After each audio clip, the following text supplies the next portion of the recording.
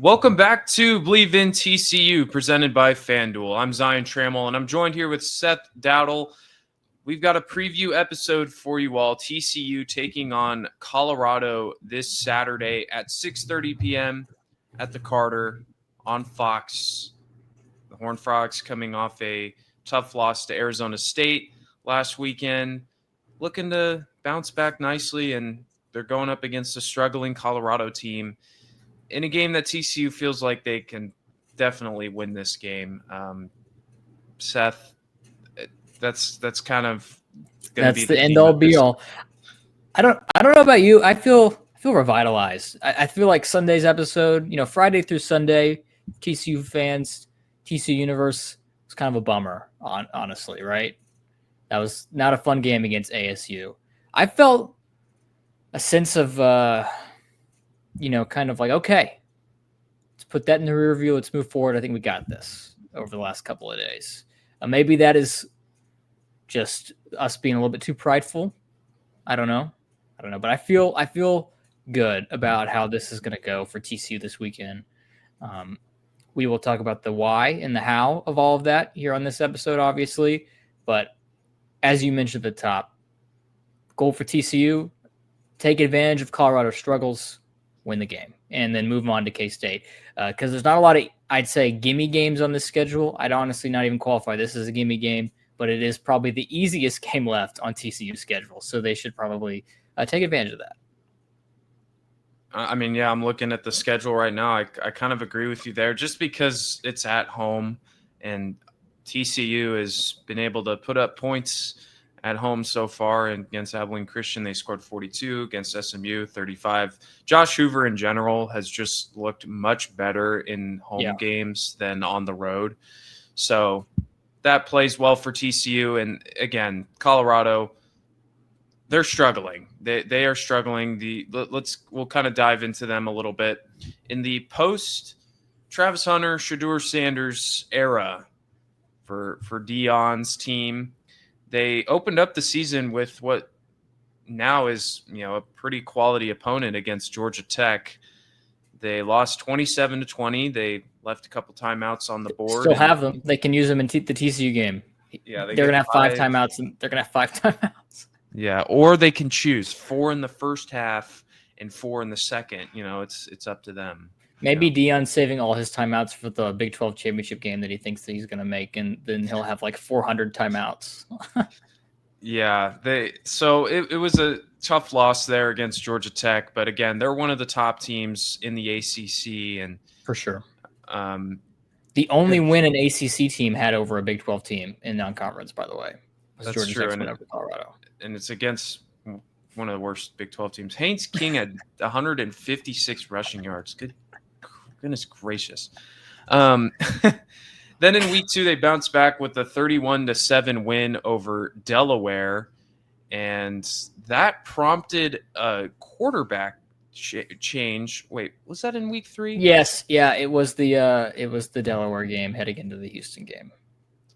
Yeah. So what happened there, Seth? So after the Georgia Tech loss, Deion Sanders said, "You know what? Maybe we need to reevaluate the quarterback position." And so heading into the season, Colorado had, we talked about in our Big 12 quarterback rankings episode back in July, where Colorado, for us, had 2 viable options at QB. They had Julian Lewis, freshman coming in, 4-star recruit, one of the more highly touted quarterbacks coming out of high school this year. Early reports were that he probably wasn't ready to go right out the gate, but he was an option. And then they brought in Liberty transfer Caden Salter, who, at 2023, Liberty went to the Fiesta Bowl, played super duper well there for a couple of years. Didn't have as great of a season last year, but coming into Colorado, definitely, a proven asset. But after that loss, Deion said, "Hey, we're going to reevaluate the quarterback position." They played all 3 of their quarterbacks. That's right. There's a third one. His name's Ryan Staub. He's been there for a couple of seasons. He was there pre-Deion, believe it or not. One of the few players at Colorado who weren't kicked to the curb after Deion got there. And he played all 3, and he said he was going to evaluate how they all played in that individual game against Delaware, and then that would determine who would start against Houston. Essentially, is how I understood it. And what happened was Caden Salter went first, played fine. Julian Lewis went second, And then Ryan Staub came in third.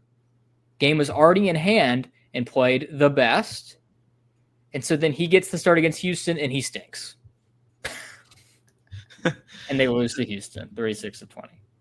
Yeah, by 16 points. It just was to me, if you have to do that with your quarterback position, you have an identity crisis, in my opinion. I think it's good to have that competitiveness if you have like quality quarterbacks, but I can't say definitively that any of those guys are like really solid QBs. And so the fact that you had to do that against Delaware, who's not really a good football team, and then use that game to decide who your quarterback was, it just was weird. And it's a bizarre thing to do when you're starting your, Big 12 schedule and then you lose by 16. It felt like they just gave it away. I'm not saying that they would have won maybe with Caden Salter or whoever, but it just felt like an odd decision to make. And to me, it seemed like at the time Colorado was having an identity crisis. Absolutely, for sure. And they just didn't know what to do.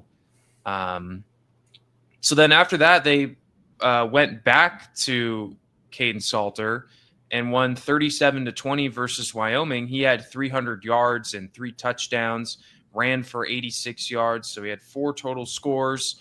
And Colorado was okay. It is Wyoming, but still, played really well. Yeah, it was a good game. And then they got their second Big 12 game against BYU. And I didn't get much of this game because it was on so late. Colorado went up 14-0 right off the jump. This game is a little bit reminiscent of TCU's loss at Arizona State in many ways. Colorado gets out in front really early. BYU whittles that lead down going into the half, and then they just kind of run with it from there. It was a one-score game. Colorado had chances to win. They just couldn't take advantage, even though they were thoroughly outplayed on the night. I mean, they were outgained by almost 100 yards. They couldn't move the ball through the air. They ran it decent, but even not super great. And obviously came out with the loss there. BYU had 10 more first downs and ran 12 more plays than they did, and yet they still had a chance to win the game late and just couldn't do it. We were talking about on Sunday, the one play that I saw from this in real time, I went back and watched some of the highlights and watched some of the more down stuff after the fact, was Caden Salter ran backwards 20 yards and got sacked. It was that's wild. You want to notice, I just noticed this looking at the box score. Caden Salter ran it 17 times. Well, it says he has 17 attempts for 49 yards, and his long was 45. So there was a lot of running forward on one play and then a lot of backwards, 3 sacks in that game. I was kind of watching the highlights on like a really small thing there, and it's actually a good throw by Salter to take the 21-17 lead, and then in the beginning of the fourth, BYU retook the lead. So Colorado losing that game at home.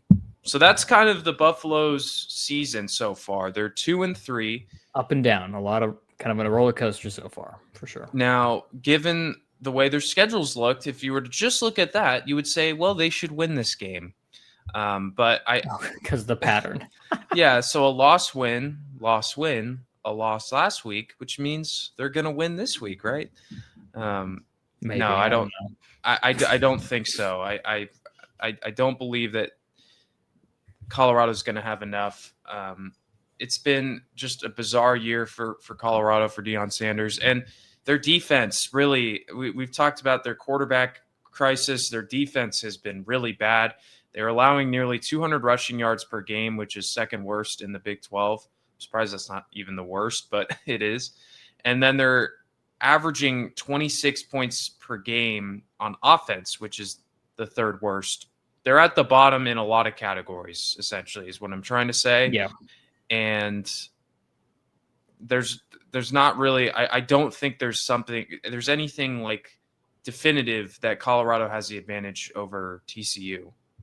No, and if you look at any of their games against, actual teams that have a pulse, and I want to say no disrespect to Delaware. I think they're a pretty good CUSA team. No disrespect to Delaware. But this is Delaware's first season in the FBS. Wyoming is probably one of the bottom tier teams in the Mountain West Conference. They haven't been able to do anything against Georgia Tech, even though they had a chance to win that game. Houston was obviously a big struggle fest. And then I know the score was close against BYU, but they were pretty thoroughly outplayed, in my opinion. And the only reason that game was close is because BYU spotted them 14 points right off the bat. You're right. TCU, there's no, phase of the game where TCU or where Colorado, definitively has an edge. At quarterback, it's definitely TCU. At the receiving position, even without Eric McAllister, I'd even say it's TCU. Defensively, I know TCU's defense has struggled at times this year, but I think TCU has the better defense as well. It's just one of those things where TCU, it's lining up for TCU to get that win. I mean, they're favored by 13 and a half points, 14 right now, here on Thursday. I think so. On paper, right? It should be this should be TCU's opportunity to bounce back, get that first win in conference play, and then hopefully kind of just roar into the rest of their schedule. But as we both know, you don't play football games on paper. Given the history that TCU has with this Colorado team, we know that shenanigans can happen. And I'm not willing to say that TCU wins this game definitively right now after what we just saw against Arizona State. And I know that Arizona State is pretty good, but the way that game played out gives me a little pause, for sure. It was a rough end for the Frogs and the way that they were attempting to close out that game, their inability to run the football, a lot of bad penalties on defense, Josh Hoover making bad mistakes. It was not a pretty way to end that game for TCU. And you're looking, and that's kind of where I'm looking at for them to bounce back this week is, okay, you want to be a serious Big 12 title contender, right? Like you want to be a team that's, hopefully playing in Arlington, maybe looking at the college football playoff. I know that's a long ways from now, and maybe that's not what we should be talking about right now, but just looking ahead, you want to be a serious team in this conference. You got to respond well in this game, and you got to be able to wash away the mistakes of last week and come out strong in this game. And to me, that's kind of where I'm going to see if TCU looks like a serious team or not. Do you play with your food and play down to Colorado at home, or do you come out here and make your statement and go out there and win? This will be a really good indicator to tell if this coaching staff and if this team learned any lessons from last season, because we're in a very similar spot in the schedule. What happened last year? TCU plays UCF in the conference opener. They're up big. They choke it away because they can't run the ball, and they lose. Next week, they play SMU, and they get their skulls caved in. Yeah. SMU obviously made the playoff last year. SMU was a really good team last year. I'm not saying Colorado is even capable of doing the same thing to TCU. Who knows? Maybe they are. But if TCU comes out and does not respond positively to the negativity that happened last week, they will falter. TCU did a really good job in the back half of their schedule last year at bouncing back. After that Houston loss, they played really well. Even in that loss against Baylor, I'd say that they were competitive in the rest of their games. If they learn any lesson from last year, they will come out in this game and play well. I'm not saying they'll blow the doors off Colorado, but they will at least come out and they're better than Colorado, period. They have a better roster than Colorado. Last year, they lost multiple games to teams that they did not have a better roster than, that they had a better roster than. Come out, don't play with your food, like you said, and win the football game. I'm not even asking you to cover. Like just win the game. Look good while doing it, and then I think you feel good the rest of the way, because we'll forget about that Arizona State game pretty fast if you take care of business here. 100%. Yeah, and kind of looking at the injury report here, that's obviously something that Mhm. fans are monitoring is the availability of Kavorian Barnes and Eric McAllister. Uh, I believe Kavorian Barnes was a full participant yesterday. Yeah, What's today? without the red Wednesday. contact jersey on too, so he was able to. They were full participant, so that's good. Um, but Eric McAllister was not. So we'll see. I guess we're recording this on Thursday, so I'm sure we'll kind of get more details. But to me, it might look like that Kavorian Barnes might play this week, which Massive. is it's huge. Yeah, I wasn't sure. I thought he was going to be out a little bit longer, so I'm excited to see what this offense can look like. Obviously, if you have Eric McAllister out, kind of changes things a little bit, but you still could go to Dwyer, and Manjak's been great this season. You still have guys that you can go to. It's, again, not the same without McAllister, but you could start to see the more full potential of this offense, especially with Kavorian Barnes playing, because I think based off that week one performance and the evidence that we got last week, Kavorian Barnes might be one of the more important players on this TCU offense if they're going to be successful. Yeah, I don't want to compare him. I don't want to make this comparison directly, but last year TCU had success running the ball when they did what? When Savion Williams ran in the Wildcat, and Savion's a big, strong guy who was not afraid to run right at you, right? Obviously, he doesn't have the same running back skills that Kavorian Barnes has, so I feel like it's kind of similar in that regard. That Kavorian Barnes is not afraid to just run right through a linebacker. And maybe that plays into him getting hurt more often than we probably want him to. But that's kind of how TCU needs to operate with the offensive line struggles. And I think that this game provides a good opportunity for TCU's offensive line to bounce back a little bit too against a Colorado defensive line that struggles to stop the run. It's weakness against weakness. Who's going to win that battle? Usually I'd err towards the side of the team actually running the ball. I think that TCU will be able to run the ball okay against Colorado. And while they might not be able to replicate that going forward, I just want some confidence to be rebuilt here within myself and obviously within the team that TCU can actually put a game away on the ground.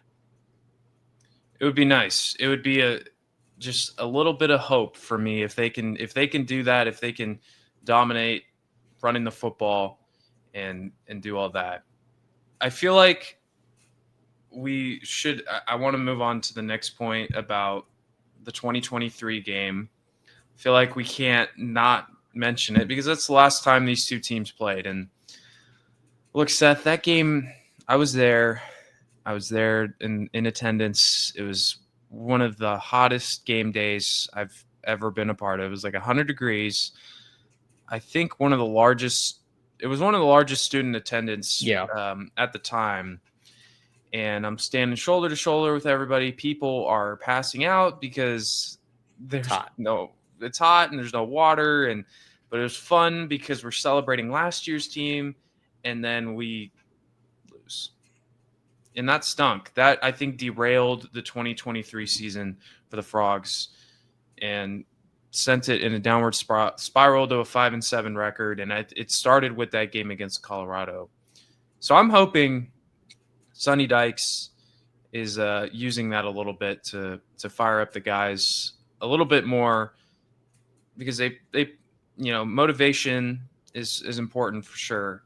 And it may not be fully there against a team you feel like you're definitely better than, but I hope that can kind of add some fuel to the fire. What I think will help TCU too is that Deion's star, while it hasn't like diminished by any means, we're used to him being the head coach at Colorado now, so it's not like a new fancy pantsy thing that he's coming into town. It's just like Deion Sanders is the head coach of Colorado. It's like, okay, cool. Like that helps, I think, a little bit too, because I don't feel like there's like any fanfare about Colorado coming to town. It's just another week game day. Is what it really feels like to me. And maybe there's there's history obviously with TCU and the Buffaloes that adds a little bit to it on the TCU side, and maybe also on the Colorado side too. But it feels nowhere near as momentous as that first game was, for obvious reasons, obviously. It is. It's different for sure.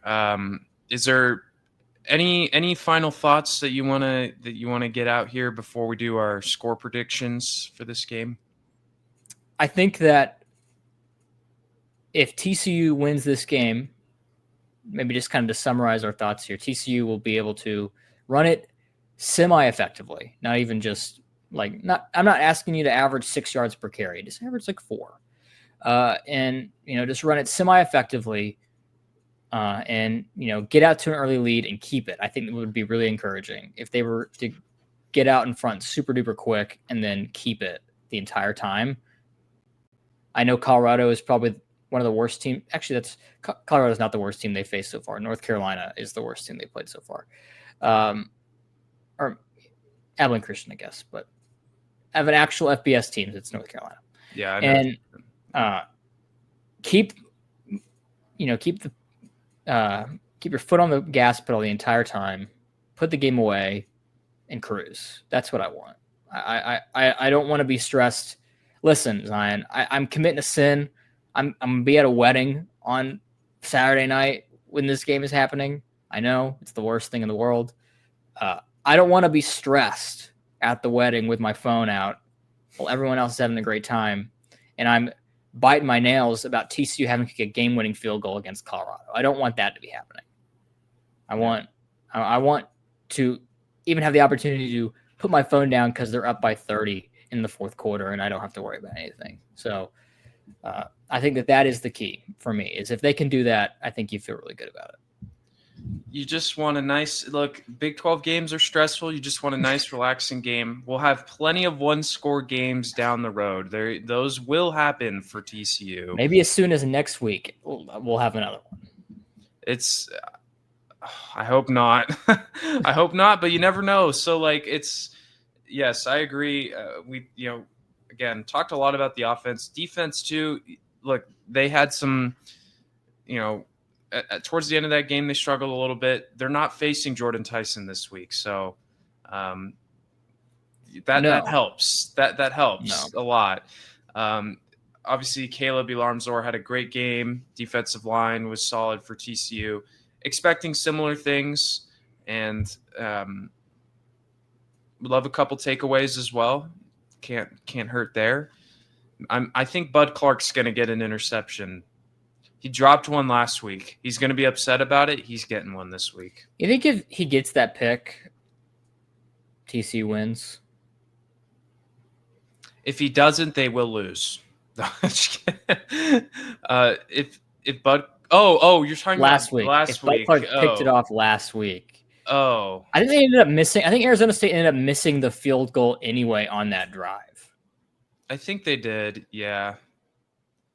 So if anything, I just would have given TCU worst field position, and then they ended up getting. Yeah, I think there was a point last week where TCU's up 14-0, and Josh Hoover missed a guy that was wide open for a touchdown that would have put them up 21-0, and we ended up settling for a field goal. I can't remember who it was. I have other keys. I have a couple more keys that I just remembered for this game. If you don't mind. Yeah. TCU has to have success on first down. Yes, they do. They have to stay out of second and third and long. Yeah. Because while it might not bite them against Colorado, so to speak, they might be able to pull off those chunk plays. It certainly will in the future, and they just got to learn to not do that anymore. It's got to be better. It was rough last week, and I mean, it really puts you in a bad spot, like having to throw the ball 30 yards to get a first down, on third and 17. They ought to be able to obviously establish the run a little bit, get 4 or 5 yards on first down, and if that's not working, you have to pivot and find ways to utilize the pass game as a pseudo run game, screens, pop passes, all these types of things. Like quick slants for like 3 yards or whatever. You know what I mean? Yeah, those positive plays that are almost a guarantee. And Oh my gosh. I almost just said they could use Kavonte Turpin in the running game. I'm thinking about the wrong football team. Well, Oh my I mean, gosh. hey, frog legend Kavonte Turpin. Yeah. Major Everhart, just finding ways, end around stuff, just finding ways to get positive momentum on first down would be nice. And I think you feel good about, if you could accomplish that, you feel good about TCU being able to put up a lot of points on the board. Yeah, I think that's my key for TCU moving forward for the rest of the year. Positive plays on first down, and I'd say, listen, that's a key for any team. You have to stay in front of the chains, and be successful on those early downs in order to have success on those later downs. That's obviously a key tenet of football. TCU has been able to get away with not doing that through 4 games. They've won 3 games already against SMU. They constantly found themselves in like second and third and long, and Josh Hoover was a magician. He wasn't a magician against Arizona State. Can't keep doing that because defenses are going to key in on that at this point. They're going to pin their ears back. They're going to rush the passer because they know you can't run the ball. So they're going to put everyone back, drop 7, rush 4, maybe rush 5, bring it, a corner blitz or whatever, and you're toast if you can't block them like TCU couldn't last week. And then that's the ball game. TCU's got to figure out more ways. The way TCU's going to open up the pass game is if they can freaking run the football, and that's the key for this game. The key against K-State, the key against Baylor, the key against Iowa State, key against Cincinnati. So against SMU and Arizona State, I think Josh Hoover was running it a lot more than anyone had thought, because he's not a running quarterback, and they had QB draws, and I'm curious if they're going to continue to use that. I hesitate because we want to keep him healthy, but I think this offense yeah. would be a lot more dynamic if that was a threat to defenses. Yeah, so we'll see. Because right now, if they know that if TCU is going to run the ball, they're going to hand it off to one of their backs. Mm-hmm. Part of the reason why TCU was able to be so successful offensively in 2022, and to a certain degree with Chandler Morris, was that there was a threat that they could pull the ball and run it. You're not going to have Josh Hoover on a read option pulling the ball and taking off for 25 yards. That's not happening.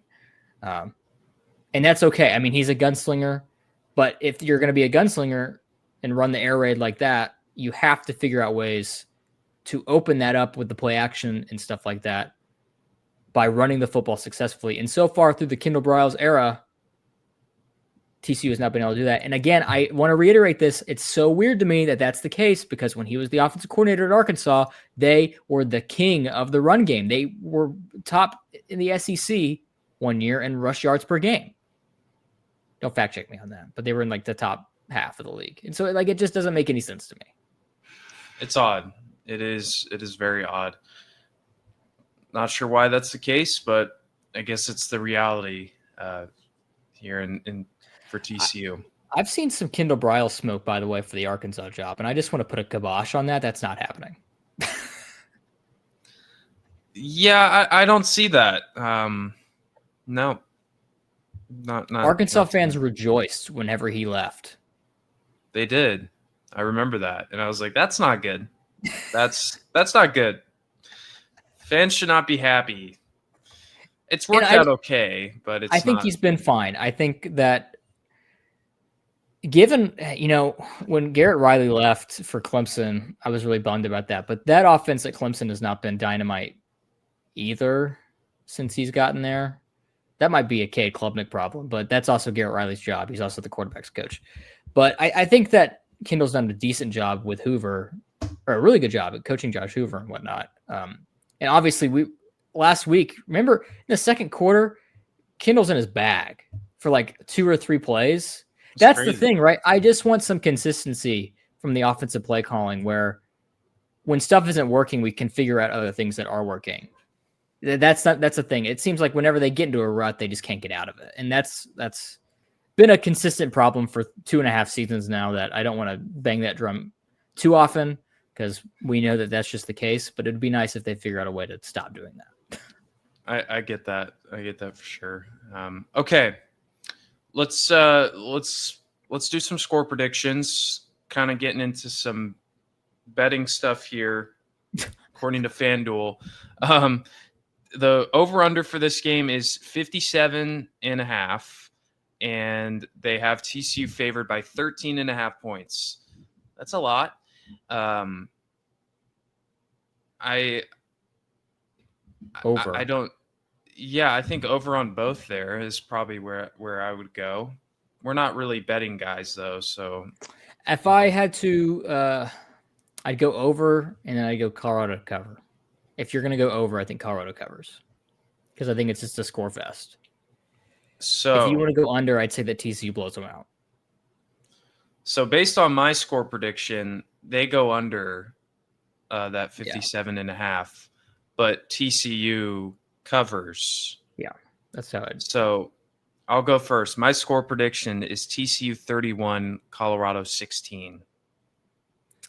Yeah, I'll go TCU 35, Colorado 20. So I guess that's under 2 by a couple points. I think that if TCU covers, this goes under the total, but I think if it's an over, I think if we go over 50, was it 57.5? Mm-hmm.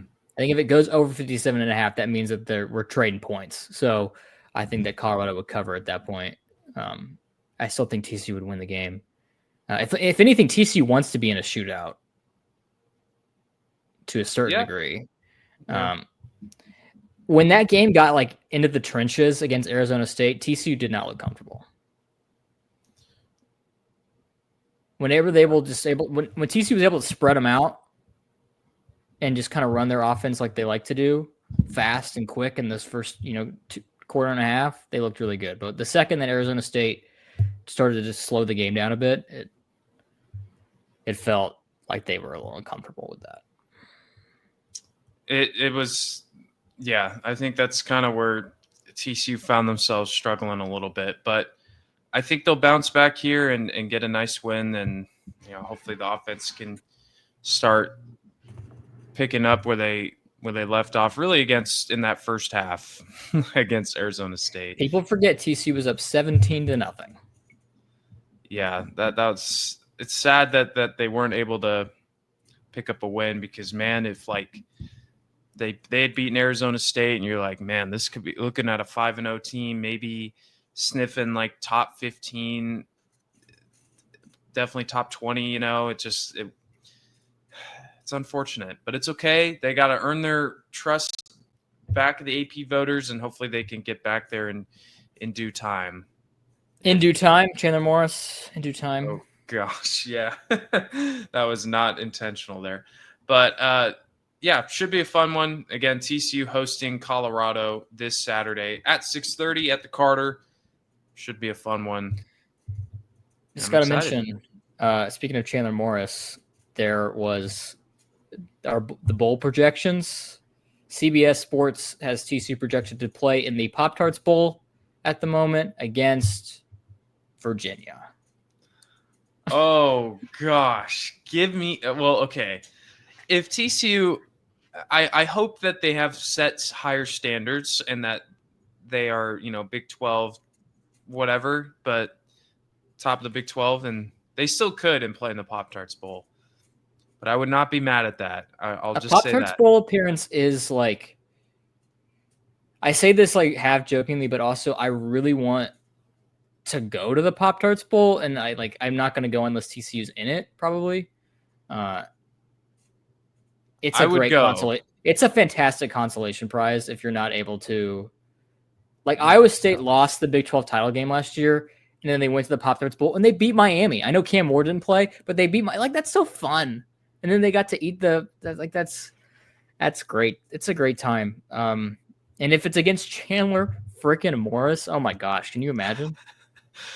That would be like such a niche thing that would be so much fun to watch. Like for TCU fans, no national headlines would not be a national headline, nor would people even notice that. But for TCU fans, oh man, that would be pretty sweet. It would be fun. Got to be Colorado if you want to make the Pop-Tarts Bowl. Here's the thing. Here, we're going to spit it back. Got to be Colorado if you want to make the Pop-Tarts Bowl. Yes, you do. You will not be in the Pop-Tarts Bowl if you lose this week to Colorado. But we're going to have the recap for you probably early next week, talking about this game. And hopefully it's a good one and we'll get a TCU win. I'd like to thank you for tuning in to this episode of Believe in TCU. You can follow us on Instagram, subscribe to our YouTube page, or listen to us wherever you get your podcasts, all at Believe in TCU. So for Seth Dowdle, I'm Zion Trammell. Thanks for tuning in. We'll see you guys next time. And as always, go Frogs.